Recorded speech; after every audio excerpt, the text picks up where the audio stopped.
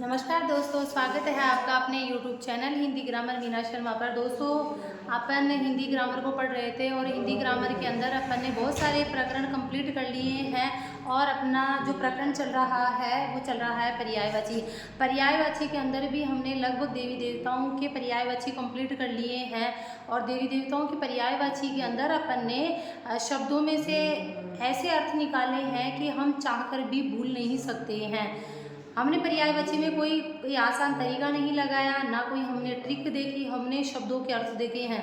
तो लगभग हमारे कम से कम 150 से 200 के लगभग शब्दों के अर्थ हमारे तैयार हो गए, जो हमारे को संधि में भी हमारी हेल्प करेंगे, प्रत्युपसर्ग में भी हमारी हेल्प करेंगे और संधि में तो हमारी हेल्प करेंगे और पर्यायवाची में हमारी हेल्प करने वाले हैं। और आज हमारा जो पर्यायवाची का प्रकरण है दोस्तों, हम उसको आगे बढ़ाते हैं। पर्यायवाची के अंदर आज हम लेते हैं किसको? आसमान के पर्यायवाची अपन देखते हैं। देखो, आसमान के अगर पर्यायवाची की अगर दोस्तों हम बात करते हैं तो सीधे सीधे जो शब्द है वो तो हमें दिखाई देते हैं। जैसे हम बात करते हैं किसकी? नभ की। एक बात करते हैं हम किसकी? व्योम की। एक करते हैं हम किसकी? गगन की। और इसके अलावा एक जो हमारा शब्द चलता है वो चलता है क्या दोस्तों? अंबर। इसके अलावा जो चलता है उसको कह सकते हैं अनंत कह सकते हैं। और इसके अलावा एक द्यो शब्द, हालांकि ये स्वर्ग के लिए है फिर भी आसमान के लिए इसको प्रयोग में करते हैं। इसके अलावा एक शब्द जो चलता है वो चलता है वियत। वियत के अलावा अगर हम बात करते हैं आसमान, गगन, नभ और नभ, व्योम, अनंत, गो, विपुल और देवपथ भी तो कह सकते हैं, देवताओं के पथ है, देवपथ भी हम इसको कह सकते हैं। इसके अलावा और बात करते हैं तो जैसे अंतरिक्ष शब्द है, अंतरिक्ष शब्द चलता है, अंतरिक्ष शब्द चलता है। इसके अलावा एक है तेरे वास्ते फलक से मैं चांद तारे लाऊंगा, तो ये वाला फलक भी जो हमारा दोस्तों फारसी का शब्द है ये भी चलता है। और एक फारसी का शब्द फलक के साथ साथ अर्श भी चलता है, अर्श भी कहते हैं। इसके अलावा एक नाक है, इसको विशेष रूप से ध्यान रखना कि नाक जो हमारा शब्द है यह भी आसमान के लिए प्रयोग में लिया जाता है। इसके अलावा हम कह सकते हैं, और अगर हम कहें तो खे कह सकते हैं, हमारे घन यानी बादलों का जो वास है तो घनवास भी हम कह सकते हैं। इसके अलावा हम बात करें तो शून्य भी कह सकते हैं, यानी बिल्कुल शून्य है, शून्य ध्य भी कह सकते हैं, शून्य ध्य भी कह सकते हैं। तो आसमान के दोस्तों हमने इतने सारे पर्यायवाची शब्द देखे हैं और ऐसा लगता है कि हमने इतने सारे शब्द देख लिए, ये शब्द हमें किस तरह से याद होंगे और एग्जाम के अंदर अगर हमारे आ जाए तो हम कैसे अंतर कर पाएंगे कि यह शब्द हमारे आसमान के हैं। तो बहुत ही आसान तरीका है हमारा याद करने का। हम नभ है, ये तो हम बचपन से पढ़ते आ रहे हैं कि नभ हमारा शब्द है। अंतरिक्ष शब्द हम देख रहे हैं कि आसमान को कहते हैं। फलक हम अंतरिक्ष बचपन से पढ़ते आ रहे हैं कि अंतरिक्ष होता है। फलक की अगर हम बात करते हैं तो फलक मैंने कहा कि तेरे वास्ते फलक तक चल साथ मेरे, तो वहाँ पर भी अगर हम फलक की बात करते हैं तो फारसी शब्द है। अर्श की बात करते हैं तो अर्श और फल। नाक की बात करते हैं तो ये नाक हमारा हो गया। खे की बात करते हैं तो खे की बात करते हैं हम खग की कर सकते हैं, जैसे खे यानी हमारे पक्षी गए यानी गमन करने वाले, तो खे यानी हमारे जो पक्षी हैं वो किसकी तरफ गमन करते हैं? आसमान की तरफ करते हैं। घनवास इसलिए कह सकते हैं, घन का मतलब होता है बादल, बादलों का वास कहाँ पर होता है? आसमान में, इसीलिए हम क्या कह सकते हैं? घनवास। शून्य इसलिए कहते हैं क्योंकि जो हमारे आसमान है इसका अंत आज तक किसी ने नहीं देखा। ऐसा लगता है कि अनंत है, ये अंत ही नहीं है, जिधर देखेंगे उधर ही हमें बिल्कुल ऐसे जैसे शून्य यानी भगवान की शक्ति और भगवान को आज तक किसी ने नहीं देख सके, ऐसे हम आसमान के बारे में नहीं। शून्य है किसी शून्य से। देवपथ इसलिए कह सकते हैं कि जो देवताओं के पथ है यानी देवता जहाँ पर रहते हैं वो जगह हमारी क्या कहलाती है? आसमान कहलाती है। वियत शब्द को देखना है। वियत की अगर हम बात करते हैं तो वियत यानी वही यत यानी अंत। यत शब्द में से हम क्या निकालेंगे? अंत, यानी जिसका अंत ही नहीं हो, यानी हम देखे जाते हैं इसका अंत ही नहीं होता। तो वियत की अगर हम बात करते हैं तो दोस्तों ये वियत से ही हमारा क्या बना है? अंत से ही हमारा शब्द बना है क्या? वियत। और ध्यो एक पवित्र जगह को बोलते हैं, जहाँ पर ध्यो स्वर्ग को भी कहते हैं, जहाँ पर मानवीय जो क्रियाकलाप होती है वो कम होती है। ध्यो का मतलब स्वर्ग को भी कहते हैं और आसमान को, यानी मानवीय क्रियाकलाप कम होती है, वहाँ पर वातावरणीय घटनाएं होती है, खगोल पिंड। हालांकि आजकल अंतरिक्ष तक भी मानव पहुँच चुका है, लेकिन उसी शुद्धता के कारण, पवित्रता के कारण आसमान को भी ध्यो कहते हैं। अंबर इसीलिए कहते हैं, अंबर का मतलब होता है कपड़े। ऐसा लगता है कि जैसे पूरी की पूरी पृथ्वी को किसी कपड़े ने ढक रखा है। उस कपड़े, उस वस्त्र, उस चीर की वजह से, उसकी वजह से हम क्या कहते हैं, इसको अंबर कहते हैं। यानी हमारी जो पृथ्वी है, इस पृथ्वी को जैसे किसी ने कपड़े से ढक रखा है, इसलिए भी हम इसको क्या कह सकते हैं, अंबर कह सकते हैं। गगन हम जानते ही हैं, गगन तो हम जानते ही हैं, और व्योम शब्द भी हम जानते हैं। यानी हम कह सकते हैं व्योम का मतलब वही है कि जहाँ पर मानवीय कोई घटनाएं नहीं हो, यानी बिल्कुल स्वच्छ जो जगह है उसको हम क्या कहते हैं, व्योम कहते हैं। इसके अलावा कोई शब्द नहीं बच रहा। एक नभ हमने देख लिया, एक अभ्र शब्द और देख लो। अभ्र शब्द भी हमारा आसमान का चलता है। तो दोस्तों, आसमान के पर्यायवाची को हम शब्दों के अंदर से अगर अर्थ निकाल कर देखेंगे तो बहुत ही आसान तरीके से हमें याद रह जाएगा। नभ याद रह जाएगा, बचपन में पढ़ रखे हैं। व्योम याद रह जाएगा, वियोम यानी विशेष प्रकार का योम जगह है जो पवित्र सी जगह है। थोड़ा सा बस लॉजिक लगाना पड़ेगा, बाकी हमें याद हो जाएगा। गगन हम जानते हैं, अंबर का मतलब जैसे किसी ने चादर से क्या कर रखा है, चादर से जैसे पृथ्वी को ढक रखा। अनंत जिसका अंत होना ही मुश्किल हो, आसमान का नहीं होता। ध्यो वही पवित्रता के लिए आता है, देवताओं की वजह से। वियत वही अंत, वियंत अंत, अंत अंत से हम लगा लेंगे, वियत है देवपथ का ही, देवताओं के जो पथ जहाँ पर रहते हैं वो हमारे देवपथ है। फलक फारसी शब्द है। नाक हम देख लेते हैं, नाक को देख लेना, ये थोड़ा सा रूढ़ है, नाक को हमें देखना है। खे हमने देख लिया, खग हमने देख लिया, घनराश हमने देख लिया, शून्य हमने देख लिया, और शून्य ध्य हमने देख लिया है। आगे हम चलते हैं, एक बार स्क्रीनशॉट ले लीजिए। आगे हम आसमान के बाद में और जो चलता है, इसके आगे हम ले लेते हैं अंधेरा। आसमान होता है, आसमान में जब रात हो जाती है तो चारों तरफ क्या छा जाता है, अंधेरा छा जाता है। तो हम साथ के साथ में आसमान के साथ ही हमारा जो अगला होगा उसको देख लेते हैं हम। क्या तम, तम का मतलब अगर हम बात करते हैं तो तम का मतलब होता है हमारा क्या, अंधकार। अंधकार की बात करते हैं तो अंधेरा शब्द भी चलता है, अंधेरा शब्द चलता है, अंधकार शब्द चलता है। इसके अलावा अगर हम बात करते हैं तो देखो, तम से हम कह सकते हैं तिमी। तिमी का मतलब भी वही तम मूल शब्द याद रखना है। प्रकाशहीन भी तो कह सकते हैं, प्रकाशहीन यानी जहाँ पर उजाला नहीं होता। उजाला कब नहीं होता, जब अंधेरा होता है। जब रात हो जाती है, जब उजाला नहीं होता, उसको हम क्या कह सकते हैं, प्रकाशहीन भी कह सकते हैं। तम से ही हम तमस भी कह सकते हैं, तम से हमने तमस कह दिया, तम से ही हम तमिस्त्र भी कह सकते हैं। और तम हो गया, तमिस्त हो गया, तमस हो गया, तिमी हो गया और तम हो गया। इसके अलावा अंधियारा भी देख लो। ये वाले शब्द तो हम खुद भी लॉजिक के अनुसार लगा लेंगे कि अंधियारा भी चलता है। इसके अलावा और देखें तो हम प्रकाशहीन भी तो कह सकते हैं, वही प्रकाशहीन हमने दोबारा देख लिया, प्रकाशहीन शब्द देख लेते हैं। और अगर हम देखें तो निरंजन शब्द भी है, यानी कि निर्धन रंजन, अंजन जहाँ पर कुछ भी नहीं हो। कहाँ पर नहीं रहेगा, जब अंधेरा रहेगा, अंधेरे के अंदर हमें कुछ भी दिखाई नहीं देगा। एंजन कुछ भी चारों तरफ काजल की तरह काला काला सा दिखाई देगा, उसको हम क्या कह देते हैं, अंधेरा कह देते हैं। और अगर हम बात करें तो शाही वही हमारी कैसी होती है, देख लो काली होती है। तो अंधकार क्या लाता है, एक शब्द है कपाट। कपाट SI के अंदर कई बार पूछा जा चुका है, सब इंस्पेक्टर के अंदर कपाट तम अंधेरे के लिए बहुत ही महत्वपूर्ण शब्द है। कपाट का मतलब होता है जैसे हम कपाट बंद कर देते हैं तो अंदर का हमें कुछ भी दिखाई नहीं देता कि कमरे में क्या है क्या नहीं है, तो वही कपाट से हमारा शब्द बना है।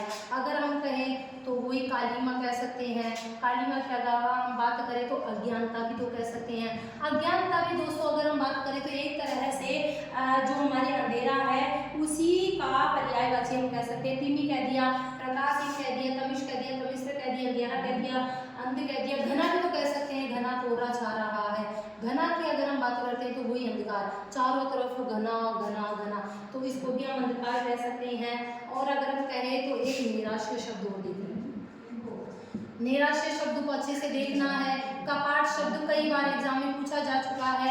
कपाट को हम व्यावहारिक रूप से देखेंगे तो वही बात है कि कपाट यानी किवाड़, किवाड़ को हम बंद कर देंगे तो अंदर का जो भी है वो हमें कुछ दिखाई नहीं देगा, सबका सब बंद रहेगा। तो कपाट को ऐसे देख लेना। निरंजन यानी अंजन का मतलब होता है काजल, जो काजल के समान जो दिखाई देता है वो निरंजन। ऐसे व्यवहार के रूप में हम जुगाड़ करके देख रहे हैं। निराशय यानी कि जहाँ पर अंधकार है, अंधकार में ऐसे लगता है कि जैसे हमारा आशय यानी वो ठिकाना ही नहीं है, तो वहाँ से निराशय देख सकते हैं। अज्ञानता भी तो अंधेरा का प्रतीक ही है, हमें कुछ नहीं आता, हमें ज्ञान नहीं है, तो ज्ञान नहीं है तो वो भी हमारी अंधकार का ही तो प्रतीक है। कालिमा हम काली से ले सकते हैं, प्रकाश ले लिया, अंधियारा ले लिया, अंध अंधियारा से एक अंध शब्द भी देख सकते हैं हम, अंध भी अंधेरे का ही होता है। तो ये सारे के सारे शब्द हमने किसके देख लिए हैं, अंधेरे के। एक बार वापस से हम फटाफट से रिवीजन करेंगे। अंधकार हमें जानते हैं, सिर्फ तम शब्द से हमें क्या लगाना है, तिमी, तमस, तमिस्त्र, और इन्हीं शब्दों से अभी हमें रात के पर्यायवाची, अंधेरा किसके माध्यम से होता है, रात, तो इसके साथ ही हम किसके पर्यायवाची देखेंगे, रात के, और रात के पर्यायवाची देखेंगे तो अंधकार के माध्यम से हमें रात के पर्यायवाची बहुत ही अच्छी तरीके से आ जाएंगे। तो फटाफट से स्क्रीनशॉट ले लीजिए, आगे चलते हैं।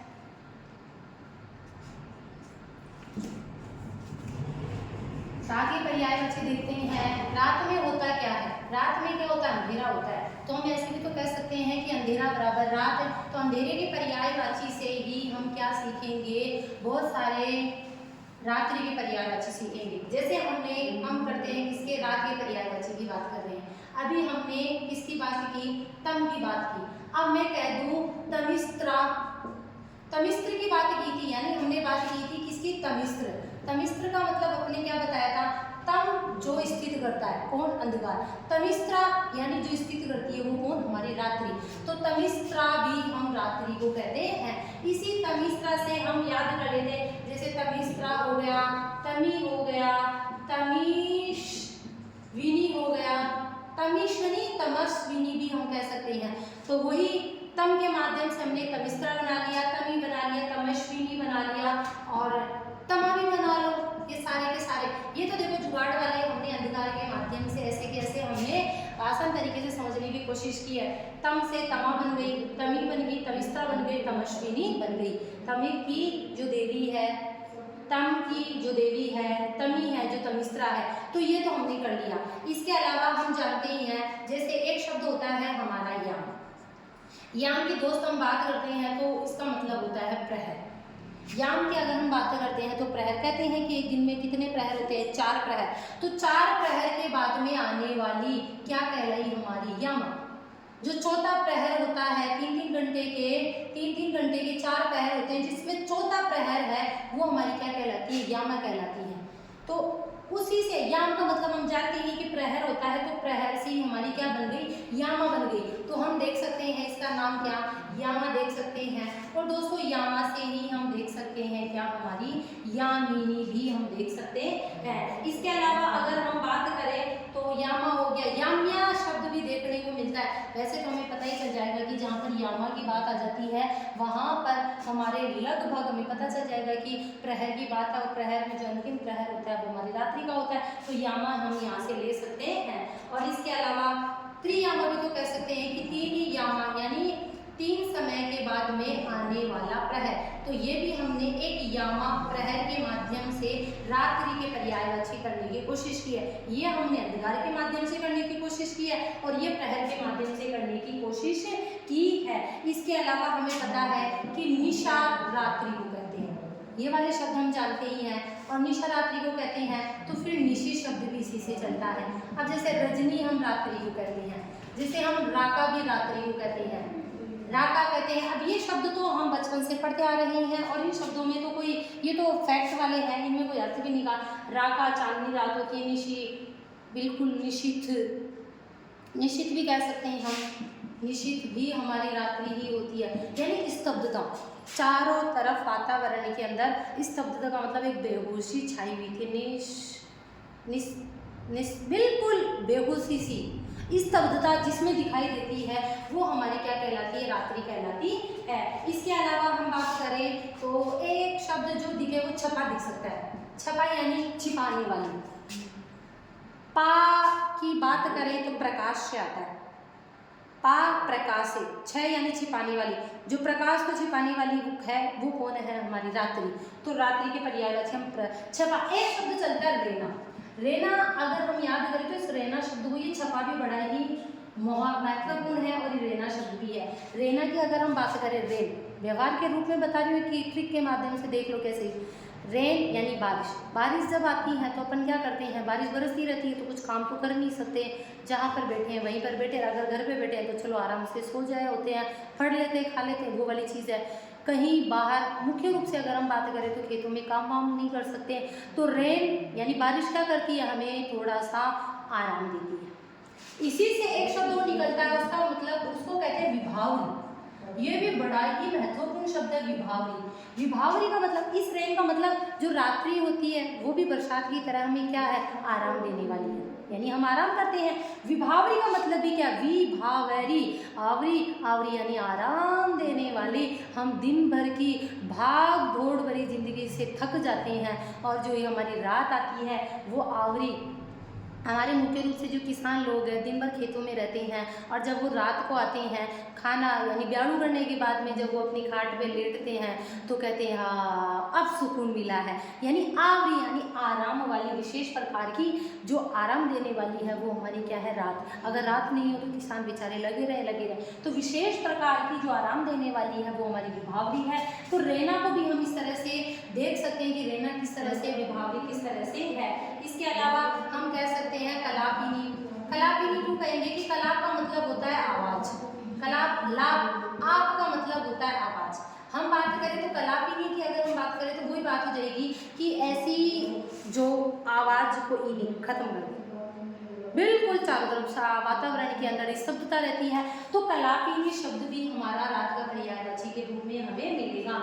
इसके अलावा विभावरी हमने देख लिया, कलापिनी हमने देख लिया और राका हमने देख लिया, रेना। एक इसको कहते हैं सब भी कहते हैं, सरवरी भी कहते हैं। वो सब और सरवरी हमें याद ही रहना पड़ेगा कि शब्द यानी वही है शबनम के रूप में, शबनम के रूप में हम कर सकते हैं यानी कि आराम देने वाली। सरवरी हम मदिरा के रूप में ले सकते हैं कि जैसे मदिरा है उसको पीने के बाद में हमें नशा हो जाता है, उन्मादी हो जाते हैं हम। उसी प्रकार जो हमारे सरवरी यानी रात है उसको आने के बाद में बस दिन भर कितनी ही शरीर में ऊर्जा रहेगी, बहुत एनर्जी रहेगी, लेकिन जैसे ही रात आती है तो मदिरा की तरह नशा आ जाता है एक तरह से कि अब सोना ही है, कुछ भी काम नहीं होता। तो वहीं से हम शब और सरवरी भी कह सकते हैं। और इसके अलावा क्या बच रहा है? सारे शब्द हमने देख लिए। एक श्यामा शब्द और देख लो। क्यों? क्योंकि जो हमारी रात्रि होती है वो कैसी होती है? काली होती है। इसी काली के कारण इसको क्या कहते हैं? हम श्यामा कहते हैं। तो दोस्तों हमने अमा भी देख सकते हैं हम, अमा यानी रात्रि,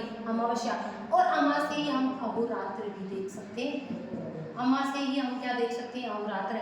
तो दोस्तों हमने जो रात है और इसके पर्यायवाची एग्जाम इतने पूछे जाते हैं। विभावरी कितनी बार पूछा, अहोरात्र, छपा, रैना, सब, सरवरी, निशित, ये सारे शब्द इतनी बार पूछे जा चुके हैं जबकि इनमें है कुछ भी नहीं।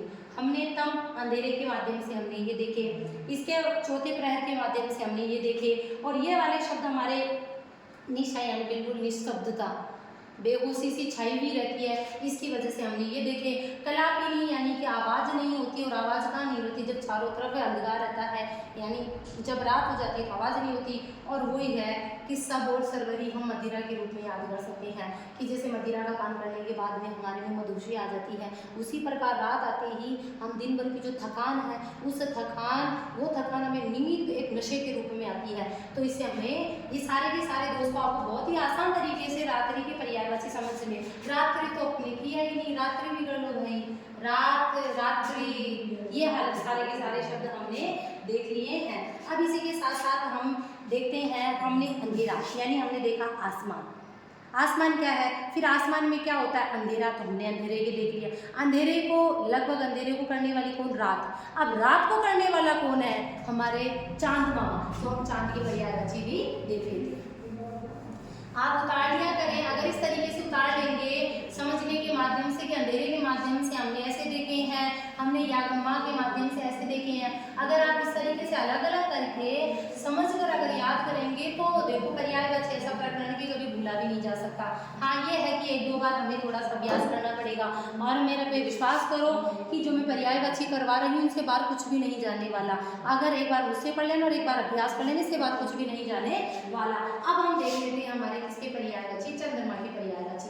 चंद्रमा के अगर हम पर्यायवाची की बात करें तो मैं ऐसे भी तो कह सकती हूँ कि अगर हमारी जो रात है, इस रात के आगे अगर मैं लगा दूं पति, स्वामी, ईश, नाथ, धवा, अगर मैं ये सारे के सारे लगा दूं तो हमारे रात के पर्यायवाची बन सकते हैं या नहीं। जैसे मैं कह दूं रजनी पति, पति यानी स्वामी, रात का मैं कह सकती हूँ रजनीकांत।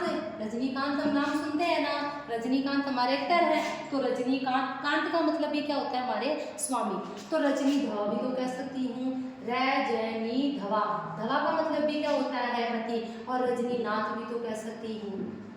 तो मैंने कहा कि हम अगर एक दूसरे से लिंक करके पर्यायवाची को पढ़ेंगे तो हमें बहुत ही आसान तरीके से समझ में आ जाएगी। मैंने कहा कि रजनी यानी रात के पर्यायवाची कि अगर हम क्या लगा दें, नाथ, ईश, धवा, कांत, स्वामी लगा देंगे तो ये सारे के सारे हमारे किसके बन जाएंगे, चांद मामा के बन जाएंगे। इसके अलावा जैसे हमने और किसकी बात की थी, और हमने बात की थी जैसे रजनीकांत हो गया, रजनीचर भी तो कह सकते हैं। रजनीचर हम तीन तीन जनों को कहते हैं। रजनीचर हम किसको कहते हैं, देखो हमने राक्षसों के पर्यायवाची करे थे। राक्षस के पर्यायवाची यानी हमने दानवों के देखे थे तो वहां पर भी मैंने बताया था। चोर के पर्यायवाची आप करेंगे तो चोर रात को चलते हैं, और जो हमारा चांद है वो भी क्या करता है, रात को चलता है। तो रजनीचर हम इन तीनों को कह सकते हैं, हमारे दानव, चोर और राक्षस। इसके अलावा हम रजनीचर और रजनीकर भी तो कह सकते हैं। रजनी को करने वाला, कर यानी करने वाला, कर यानी हाथी होता है, कर यानी किरण भी होता है, तो रजनी को करने वाला रजनीकर हो गया। रजनीश नाम खूब चलता है, रजनीश, जबकि इन अगर हम इन शब्दों में देखें तो कुछ भी याद करने वाली चीज़ नहीं है, सारी की सारी चीज़ें एक दूसरे से जुड़कर ही बन रही है। रजनी के जो भगवान है वो कौन कहलाए, चंद्रमा। रात के भगवान कौन कहलाए, तो हम कह सकते हैं क्या, रजनीश भी कह सकते हैं। इसके अलावा और जो शब्द चलता है जैसे राकापति, राकेश भी कह सकते हैं। राका का ईश कौन है, राका का मतलब होता है हमारी चांदनी रात, और राका के ईश कौन है, हमारे चांद है, तो राकेश भी कह सकते हैं, राकापति भी कह सकते हैं। और इसके अलावा हम बात करें, जैसे हमने रजनी से बात किया ऐसे ही हम निशा से बात करें, निशापति, निशानाथ, निशा धवा, तो ये वाले शब्द हमने क्या किए हैं, जुगाड़ के माध्यम से हम बना सकते हैं। रजनी धवा भी हमने बना लिया है। और इसके अलावा देखें तो एक छपाक हमने देखा था, रात्रि छिपाने वाली, छपाक को करने वाला कौन, चांद। तो ये सारे के सारे शब्द हमने देखे हैं, ये सारे के सारे शब्द हमने समझकर रात्रि के पर्यायवाची में से कैसे निकाले हैं। यानी हमें रात्रि के पर्यायवाची में सिर्फ क्या जोड़ना है, स्वामी, पति, ईश, नाथ, धवा, ऐसे शब्द जोड़ देंगे, सारे के सारे किसके बन जाएंगे, हमारे चंद्रमा के बन जाएंगे। इसके अलावा अगर हम बात करते हैं तो ये तो हो गए हमारे जुगाड़ वाले। अब आपको पता है हिमांशु शब्द के लिए चलता है। अब अगर इस शब्द की अगर हम बात करें तो हिम यानी बर्फ, अंशु यानी किरणें, बर्फ की किरणें कौन देता है, अंशु यानी किरणें, बर्फ की किरणें देने वाला कौन है, तो हिमांशु से ही हमारा शब्द बन जाएगा क्या, सुधांशु। हिमांशु से सुधांशु बनेगा। हिम की किरणें देने वाला कौन, हिमांशु। सुधा यानी अमृत की किरणें देने वाला कौन, वो ही ठंडी ठंडी किरणें देने वाला कौन, हमारा चंद्रमा। इसलिए कह सकते हैं। और हम कह सकते हैं क्या, हिमकर, हिमकर कह सकते हैं। हिम यानी ठंडा, कर यानी गिरने वाला, और सोम तो हमारा ठंड के लिए होता ही है। इसके अलावा हम कहें तो सुधांशु और सुधाकर भी कह सकते हैं। सुधा यानी वही अमृत को करने वाला, अमृत को देने वाला हमारा सुधाकर भी हो गया। हम और कहें तो हम अमृत निधान भी कह सकते हैं, अमृत निधान भी कह सकते हैं। ये वाले सारे के सारे शब्द हमने एक तरह से कर और एक यानी करने वाला और एक तरह से अमृत के रूप में हमने देखे हैं। ये हमने रात के रूप में देखे हैं और ये हमने अमृत को करने के रूप में हमने देखे हैं। और इसके अलावा हम बात करते हैं तो चंद्रमा को क्या कहते हैं, कलाओं का कहते हैं। जिसके अंदर कितनी कलाएं, तो कला निधि कह सकते हैं। कलाओं का जिसके पास में क्या हो, खजाना हो, तो कलानिधि कह सकते हैं। कलानाथ भी तो कह सकते हैं, कलानाथ भी कह सकते हैं। कलानिधि कह दिया, कलानाथ कह दिया, ये दोनों शब्द भी हमें देखना है। क्यों कहते हैं कि चंद्रमा में बहुत सारी कलाएं पाई जाती हैं, इसी कारण इनको क्या कहते हैं, कलानाथ भी कहते हैं। इसके अलावा हम कहते हैं तो एक हम कह सकते हैं शशांक। एक शब्द होता है हमारा मृगांक, और इसी मृगांक का जो तत्सम शब्द है वो चलता है मयंक, यानी मयंक भी चंद्रमा का ही पर्यायवाची है। मृगांक, शशांक ऐसे कहते हैं चंद्रमा के अंदर। ये हमारा क्या है, ये देखो, ये हमारा चंद्रमा है। इस चंद्रमा में हमें ऐसा लगता है कि जैसे ऐसा ऐसा कुछ बैठा हुआ है। अंक का मतलब हमारी संधि है, अंक का मतलब होता है गोद, और इसमें भी अंक है, उसका मतलब भी क्या होता है, गोद। शश का मतलब हमारा सुस्सा यानी खरगोश, मर्ग का मतलब हमारा हरिण यानी हिरण। तो ऐसे कहते हैं कि ऐसा लगता है कि जो खरगोश है और जो हमारा ये मर्ग है, ये दोनों के दोनों चांद के यहाँ पर निवास करते हैं। तो चंद्रमा पर कभी कभी ये दिखाई देते हैं। कोई ऐसा कहते हैं, लोकोक्तियाँ हैं, कोई कहता है कि चंद्रमा, ऐसा लगता है चंद्रमा के बीच में कि जैसे सुस्सा बैठा हो, ऐसा लगता है कि जैसे हरिण दिखाई दे रहा हो। इसी कारण लोगों के दृष्टिकोण के कारण, अलग कला कथाओं के कारण ही इनको क्या कहते हैं, शशांक कहते हैं, मृगांक कहते हैं। और क्या बच गए, इसके अलावा हम बात करें, शशांक कह दिया, मृगांक कह दिया, तो मृगांक से हम मर्ग लांछन भी तो कह सकते हैं। लांछन यानी जिस पर मर्ग का क्या हो, लांछन हो, उसको मर्ग लांछन भी कह दिया है हमने। और एक हमारा जो शब्द चलता है सारंग, ये सारंग तो पता ही नहीं कितनी जगह देखने को मिलता है, सारंग भी इनको ही कहते हैं। इसके अलावा आपको पता, ये हमने देख लिया इस तरह से। देखो दोस्तों, अगर हम अलग अलग तरीके से समझने की कोशिश करेंगे तो पर्यायवाची भूल नहीं सकते। ये हमने रजनी के माध्यम से, निशा रात के माध्यम से किया, फिर हमने किया कि ठंडी करने वाला कौन है उसके माध्यम से किया। कलाओं के कारण को कलानिधि, कलानाथ कहते हैं। इसके अलावा कि हमें ऐसा लगता है कि जैसे शिशु यानी सस यानी सुस्सा सो रहा है उनकी गोद में, तो मगाक मरगलांच है। इसके अलावा हम बताएं तो तारापति भी तो कह सकते हैं, यानी छोटे छोटे छोटे छोटे छोटे छोटे छोटे छोटे छोटे छोटे तारा हैं और इनके बीच में हमारे यानी इनका स्वामी बैठा हुआ है, तो तारापति भी हम इनको कह सकते हैं। तारापति के अलावा हम तारानाथ भी कह सकते हैं, वही नाथ जोड़ दो, तारा के पर्यायवाची के आगे नाता, तारेश्वर भी कह सकते हैं। तारों का जो ईश्वर है तो तारेश्वर भी हम इनको कह सकते हैं। इसके अलावा हम कहते हैं नक्षत्रेश भी कहते हैं कि नक्षत्रों के अंदर जो भगवान है वो हमारा क्या है, नक्षत्रधीश कहते हैं। इसके अलावा हम कह सकते हैं तारा को हम क्या कहते हैं, उडू भी तो कहते हैं, तो उडूपति भी तो कह सकते हैं, उडूनाथ भी तो कह सकते हैं। तारा को हम उडू, उड़ने वाले, तो उडूपति, उडू तारों के स्वामी हैं जो, तारों के नाथ हैं जो, तो उडूनाथ भी हम कह सकते हैं। इसके अलावा अगर हम बात करते हैं तो औषधि देने वाले होते हैं, तो औषधिराज भी कह सकते हैं। औषधि ऐसे कहते हैं ना कि जैसे चंद्रमा की जो किरणें हैं वो हमें औषधि प्रदान करते हैं, तो हमें जो रात को खीर बनाकर रखते हैं और सुबह उसको कहते हैं कि चंद्रमा अपनी 64,000 कलाओं को उस रात चांद की जो किरणें हैं वो उसके अंदर, और हमारी उससे आंखों की रोशनी बढ़ती है, तो हम रात को खीर बनाते हैं और फिर सुबह उसको सागर के रूप में खाते हैं। तो औषधिराज, औषधिपति भी हम इनको कह सकते हैं, औषधिपति भी हम कह सकते हैं, औषधिनाथ भी कह सकते हैं। औषधि के जो स्वामी हैं वो है हमारे क्या, ये। और एक शब्द और एक महताब भी बच रहा है। महताब हमारा फारसी शब्द है, मह का मतलब होता है क्या, रात, और ताब का मतलब होता है स्वामी। तो महताब, जैसे ही महताब से ही एक शब्द बनता है आफताब। आफताब सूर्य को कहेंगे कि आफ का मतलब क्या होता है, दिन, ताब का मतलब स्वामी। तो आफताब और महताब ये दोनों शब्द हमारे चलते हैं, पूछे जाने लगे हैं वर्तमान में, तो हम देख सकते हैं। इसके अलावा एक शब्द, लगभग हमने सारे के सारे शब्द देख लिए हैं। इसके अलावा महताब देख लिए हैं और कोई शब्द नहीं बचा। एक दधिसूत हो कर लो, दधिसूत भी कर लो। दधिसूत क्यों करेंगे, क्योंकि दही की जैसे बिल्कुल सफ़ेद सा हमें दिखाई देता है, दही की तरह हमें दिखाई देता है, तो दधिसूत भी हम देख सकते हैं। तो दोस्तों, अगर हम चंद्रमा के पर्यायवाची जो एग्जाम में बहुत पूछे जाते हैं, जबकि हमने देखे हैं और बहुत ही आसान तरीके से हमें समझ में आ गए। हमने सबसे पहले रात के पर्यायवाची के माध्यम से हमने चंद्रमा के बनाने की कोशिश की है। इससे पहले हमने अंधकार के माध्यम से रात के बनाने की कोशिश की थी, तो हम एक दूसरे को अगर लिंक करके समझते हुए पढ़ेंगे तो पर्यायवाची को भी हमारे लिए हार्ड हो ही नहीं सकते। फिर हमने ठंडा करने के कारण हमने ये इंकर, सुधाकर, अमृत, निदान, सोम, सुधांशु ये सारे देखे हैं। फिर पता है कि 64,000 कलाएं चंद्रमा में रहती हैं, इसलिए इनको कलानिधि, कलानाथ भी कहते हैं। नक्षत्रों के भगवान होने के कारण कहते हैं, और कहते हैं कि सुसा है, और जो हमारे मृग हैं इनको मयंक, ये हमारा तत्सम है, और ये हमारा इसी का क्या है, तद्भव है। तो ये वाली चीज है। मृग लांछन तारापति है, तारानाथ है, तारेश्वर है, उडु हुई है, तारों के पति हैं, और उडुनाथ है। मेहताब, बुद्धिश्रुत हमने देख लिया है, और हमारे कुछ नहीं बच रहे हैं। लगभग बहुत सारे शब्द हमने देख लिए हैं, और कोई शब्द देखने को नहीं मिल रहा। तो दोस्तों हमने बहुत अच्छे तरीके से रात के पर्यायवाची देखे हैं। अब रात के बाद हमने चंद्रमा के देख लिए। अब चंद्रमा के बाद में हमें एक बार फटाफट से इसका स्क्रीनशॉट ले लीजिए।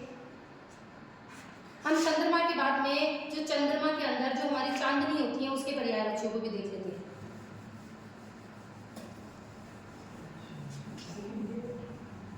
चांदनी के पर्यायवाची भी हम हाथों हाथ ही देख लेते हैं। अगर हम पर्यायवाची को किसी भी ग्रामर के किसी भी प्रकरण को अगर हम बहुत ही आसान तरीके से समझते हुए शब्दों के, देखो दोस्तों अपन ने इतने सारे पर्यायवाची कर लिए, और उन पर्यायवाचियों के अंदर अपन ने कितने सारे शब्दों को देखा है और उनके अर्थों को देखा है। तो ये अर्थ अपना शब्दकोश तैयार कर रहे हैं, हमारा शब्दकोश तैयार हो रहा है, और कितने सारे शब्दों के हमने अर्थ देख लिए। हमारे ग्रामर के कितने सारे जो टॉपिक है उनके अंदर वो शब्द आएंगे, और हमें अर्थ आते ही हमारे वो टॉपिक क्लियर हो जाएंगे। तो मेरा प्रयास यही है कि बच्चों को किसी भी तरीके से ये अर्थ के माध्यम से पढ़ाने की कोशिश करो, ताकि उन्हें अच्छे से समझ जाए। अब हम देख लेते हैं चांदनी। चांदनी की बात करते हैं तो एक शब्द तो होता है हमारा ज्योत्सना। ज्योत्सना ये शब्द अगर हम चांदनी के रूप में देखें ना तो बहुत ही अच्छी बात है। अगर चांदनी के अलावा हम इसको शब्द शुद्धि की दृष्टि से देखें तो और भी अच्छी बात है। क्यों? क्योंकि ज्योत्सना शब्द एग्जाम में एक बार नहीं अनेक बार पूछा जा चुका है। ज्योत्सना कह सकते हैं। इसके अलावा कहते हैं जो हमारा कुमुद है, यानी जो फूल है चांदनी रात में क्या करता है, खिलता है, इसलिए हमें कुमुदी भी, कुमुदिनी भी कह सकते हैं। कुमुदी कह दिया तो फिर हम क्या कह सकते हैं, कुमुदिनी भी कह सकते हैं। और हम कह सकते हैं चंद्रमरीचि कह सकते हैं। चंद्रमरीचि, मरीचि की अगर हम बात करते हैं चंद्रमरीचि भी कह सकते हैं। चंद्रमरीचि की अगर हम बात करते हैं तो क्या बात हो जाएगी, चंद्रमा की मरीचि यानी किरणें। चंद्रमा की जो किरणें हैं उसको हमने क्या कह दिया, चंद्रमरीचि। जुनहाई भी कह सकते हैं, जुनहाई। जुनहाई वैसे तो चांदनी रात के लिए भी आती है, लेकिन विशेष रूप से जो आती है वो चांदनी के लिए ही आती है, चांदनी रात। और चंद्रा तब भी तो कह सकते हैं, चंद्रमा का जो आतप है यानी चंद्रमा का जो प्रकाश है, चंद्र प्रकाश भी तो कह सकते हैं। चंद्र प्रकाश नाम इसी से, चंद्रमा का जो प्रकाश है, चंद्र प्रकाश नाम होता है। आतप का मतलब होता है चंद्रमा की जो गर्मी है, गर्मी तो हमें लगती ही नहीं है, बल्कि इससे तो ठंड रहती है। तो चंद्र प्रकाश हो गया, चंद्रातप हो गया, और जुनहाई हो गई, चंद्रमरीचि हो गई, कुमुदी हो गई, चंद्र प्रभा भी कह सकते हैं। चंद्र प्रभा, चंद्र प्रभा शब्द रह गया हमारा। चंद्र प्रभा की अगर हम बात करें, प्रभा, देखो चंद्र यानी चांद, प्र यानी विशेष रूप की, विशेष, भा यानी चमक, प्रकाश, यानी चांद की विशेष रूप की जो चमक होती है उसको हम क्या कहते हैं, चांदनी। हमने चंद्र शब्द निकाला, प्र हमारा उपसर्ग है, भा का मतलब होता है, भा से ही हमारा शब्द बनता है भास्कर। भा यानी चमक कर, यानी करने वाला, चमक करने वाला कौन, उजाला देने वाला कौन, सूर्य। तो सूर्य के पर्यायवाची हम आगे देखेंगे। तो हमने देख लिए चांदनी के बहुत सारे शब्द हमने देख लिए हैं, और कोई नहीं बचा, कोई शब्द एक अमर तरंगिनी और देख लो, अमर तरंगिनी भी हम देख सकते हैं। तो ये सारे के सारे शब्द आपको बहुत अच्छे से समझ में आ गए होंगे। एक बार फटाफट से इनका स्क्रीनशॉट ले लीजिए। इसके साथ साथ दोस्तों हम चांदनी के साथ साथ एक और शब्द बचता है हमारा बिजली के, वो पर्यायवाची भी हम देखेंगे। बिजली के पर्यायवाची देखते हैं हम। बिजली के अगर पर्यायवाची की बात करते हैं दोस्तों, तो बिजली के पर्यायवाची के अंदर हमें पता है कि जो बिजली होती है वो चंचल होती है, एक जगह स्थिर नहीं होती, तो चंचल भी कहते हैं, और हम इसको क्या कहते हैं, चंचला। हमने चंचला और भी कहीं देखा था हमने, लक्ष्मी को भी देखा था। लक्ष्मी के पर्यायवाची में भी हमने चंचला देखा था। क्यों? क्योंकि लक्ष्मी होती है वह भी एक जगह नहीं रुकती है, वह भी चारों तरफ चंचल हर जगह घूमती फिरती रहती है, एक जगह स्थिर नहीं रहती, इसलिए इसको चंचल भी कहते हैं, चंचला भी कहते हैं और चपला हम कहते ही हैं। और एक शब्द हम विद्युत भी कहते हैं। देखो विद्युत का मतलब होता है जो हमारी जो यानी कि जो पानी से बिजली उत्पन्न की जाती है, यानी पानी से जो हमारे घरों पर जो लाइट जल रही है, जो ये जो बिजली है वो विद्युत कहलाती है। पानी से बनने वाली विद्युत ये हमारी विद्युत कहलाती है। और एक हम कहते हैं दामिनी। अभी दामिनी क्या होती है? जो बारिश के दिनों में जब आसमान में जो बिजली कड़कती है उसको दामिनी कह दिया। और विद्युत हमारी जो तार के माध्यम से हमारे घर पर आ रही है उस दामिनी से सौदामिनी भी इसी का ही नाम चलता है, बिजली को कहते हैं। सौदामिनी भी हो गया, दामिनी भी हो गया। चंपा, चंचा से चंपा भी कह सकते हैं। इसके अलावा बिजुरी भी कहते हैं, बिजली को बिजुरी भी कहते हैं। और छपा भी कह सकते हैं। देखो छपा रात को भी कह सकते हैं और छपा हमें छपा करने वाली और बिजली को भी कह सकते हैं। इसके अलावा प्रीत प्रभा भी कहते हैं, प्रीत प्रभा भी कह सकते हैं, यानी प्रेम की प्रभा, यानी कि प्रेम के बीच में क्षण प्रभा भी कह सकते हैं। क्षण प्रभा क्यों कहेंगे? क्यों? प्रभा यानी वही चमक, क्षण भर में जो चमक पैदा कर दे, क्षण भर के लिए चमक पैदा करके बिजली चमकी और भग गई, तो उसको क्षण प्रभा भी हमने कह दिया है। और शब्द देखें तो एक शब्द है ऐसी। ऐसी भी देख सकते हैं। ऐसी एक्चुअल में क्या होता है कि बारिश के दिनों में जब बिजली कड़कती है तो पता ही नहीं चलता कि कौन सी जगह कड़क रही है। हमें पता चलता है कि इधर ही कड़क रही है और पता चलता है कि कोसों दूर कहीं पर जाकर गिर रही है, यानी इसके सीन का ही पता नहीं रहता।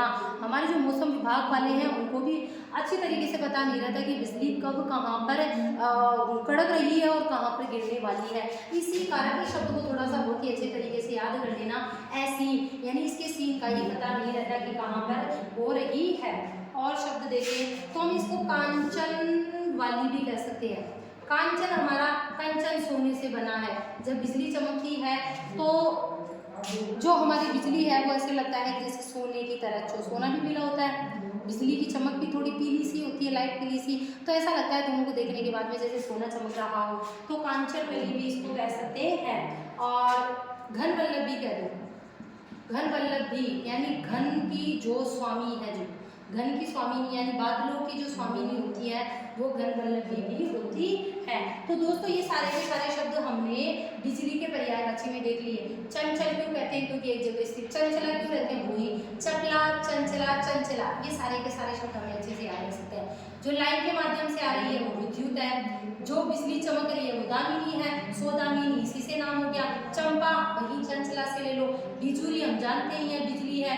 प्रीत प्रभा, प्रीत यानी प्रेम रूपी चमक पैदा करने वाली हल्के से।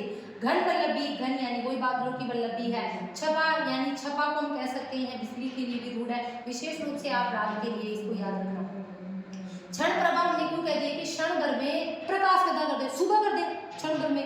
क्षण प्रभा सुबह, प्रभा का मतलब वैसे सुबह होता है, भा का मतलब चमक होती है। जो कांचन वाली इसीलिए कहते हैं, कंचन जो सोना है, जो सोने की तरह दिखने वाली, तो ये हमारे बिजली के पर्यायवाची हुए हैं। तो दोस्तों हम जो पर्यायवाची की जो हमारी सीरीज चल रही है उसके अंदर हमने बहुत सारे शब्दों के पर्यायवाची देख लिए हैं।